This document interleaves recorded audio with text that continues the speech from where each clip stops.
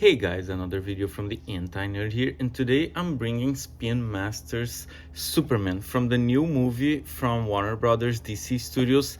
This is the opening weekend for the movie. I just watched it and I also gonna comment on the movie a little bit, but I got this figure at Target for $9.99, and as you guys know, the McFarlane toys, the version of the movie, they are really wanted by the collectors, while these you can find very easily. So I'm gonna answer in this video, is it worth it to hunt like crazy and pay more than double the price for this figure that's $7.99 on Walmart, $9.99 at Target, and go with the McFarlane ones? So let's see how this guy compares to a Marvel Legends, since my channel is more focused on Marvel Legends, as you guys know. But I am also a big fan of Smallville and Superman animated series, and a few of the Superman incarnations.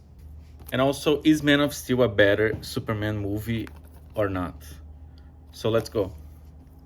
Okay, so this figure right here is also a build-a figure. Yes, a build-a figure for $10 or less.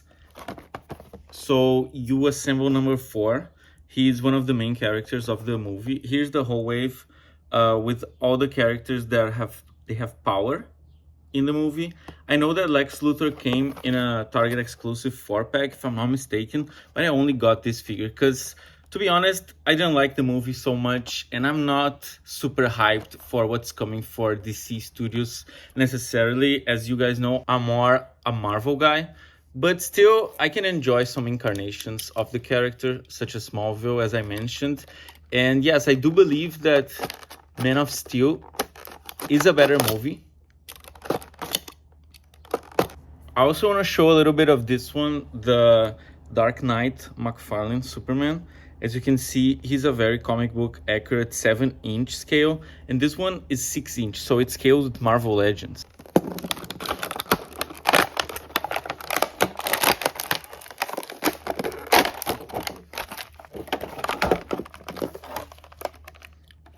So there he is outside of the packaging.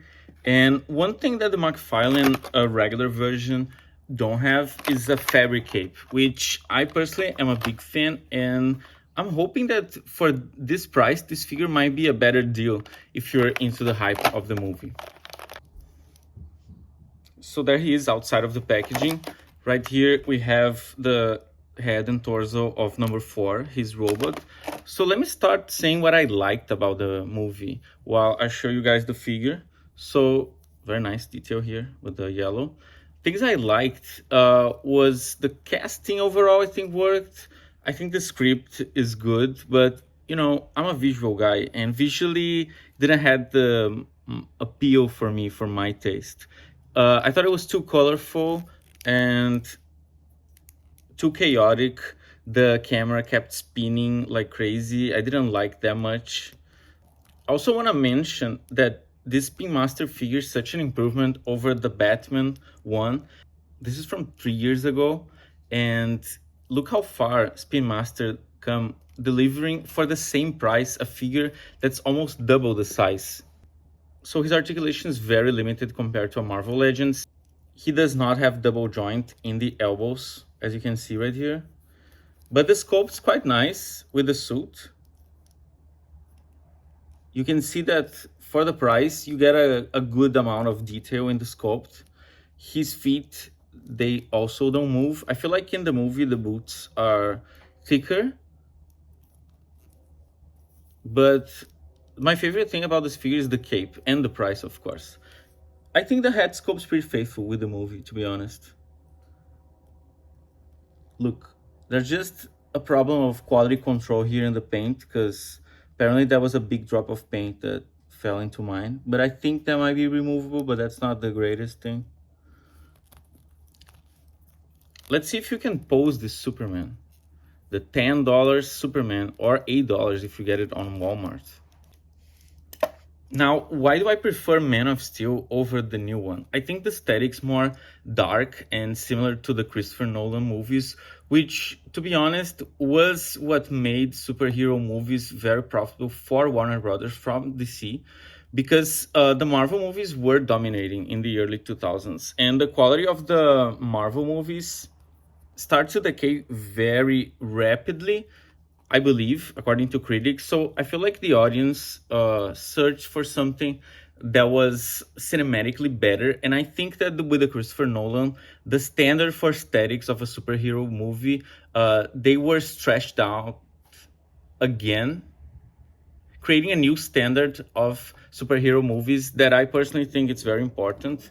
And I think that Man of Steel by Zack Snyder is definitely in that family and try to maintain the tradition that Christopher Nolan built throughout his films. And also, they made a more cohesive universe into the DC, although I think they definitely ruined that with Flash and some other DC movies that I haven't watched. And yes, DC by Warner has become more colorful, while the Marvel Cinematic Universe has become more realistic and gritty. But I think overall, visually, it's more appealing. That kind of like not so obvious aesthetic, the more natural aesthetic that the Marvel movies try to make. They try to make more realistic.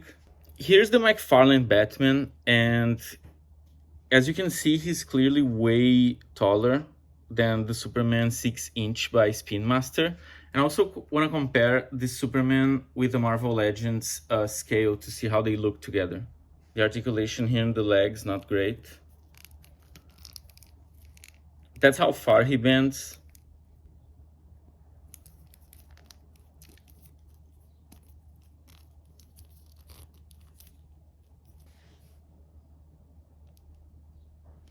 So here's with more detail the Frank Miller Superman by McFarlane. As you can see, there's way more detail in sculpt. I believe that's one of the best Supermans by McFarlane.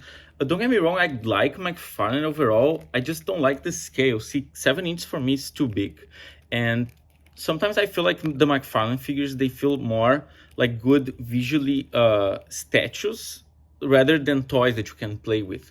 I know some collectors just pose and take pictures, but I personally like to tweak and play with my toys all the time. So articulation and how fast you can get a pose or how fun they are to play with is definitely a thing about me liking Marvel Legends so much over the McFarlane toys, for example. But they do look visually stunning, in my opinion. Those ones, they have a plastic cape. I believe they're very well done, but I do prefer overall fabric cape. And this one is too light. The Deluxe McFarlane, as far as I know, has a bendable wire cape with fabric, which seems very nice. But as I said, those are very hard to find in the market. So if you're looking for a cheap option, I would recommend this, but just be aware that his articulation is not great. You cannot pose so much. There's a few nice things about the figure, but overall, it's more like a toy for kids than rather than a collectible adult action figure.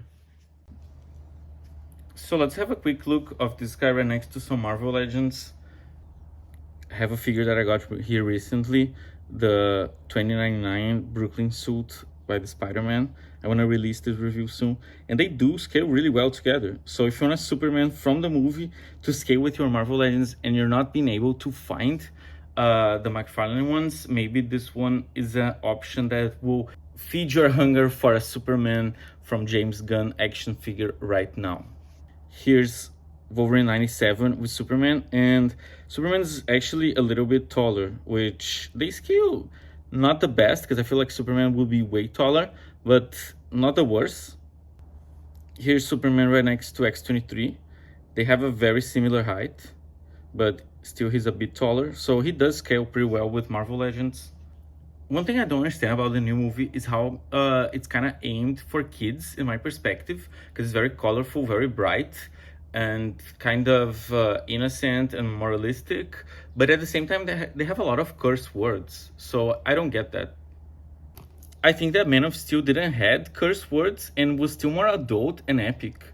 And also the soundtrack by Hans Zimmer is way better and way more original, and they don't rely on the recycling of the Superman theme. Rather, they create their own, and it's actually quite good. Well, this one, sometimes they just throw the John Williams theme, and I feel like if it was a different soundtrack, it wouldn't punch as much.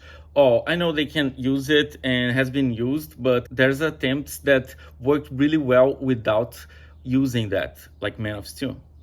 I also think that Zod in Man of Steel was a villain that had more depth, and his motivations were way deeper, and you could understand way more than Lex Luthor, which was basically a resentment he had against Superman.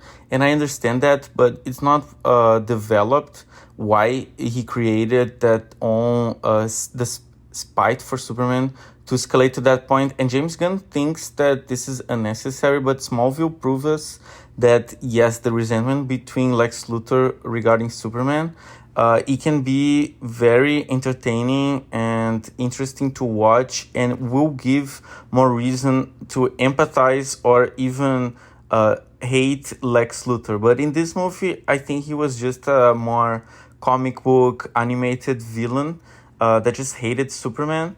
But Zod and Man of Steel by Zack Snyder, they worked really way better than Lex Luthor regarding his character, his personality, and his motivations, where he came from. Yeah, so that was my review of the Spin Master figure. I'm gonna give a grade 7 out of 10. I think for the price is great, but the articulation is not good. There's clear problems of quality control, and the possibility is just too limited to be considered a good collectible for adults.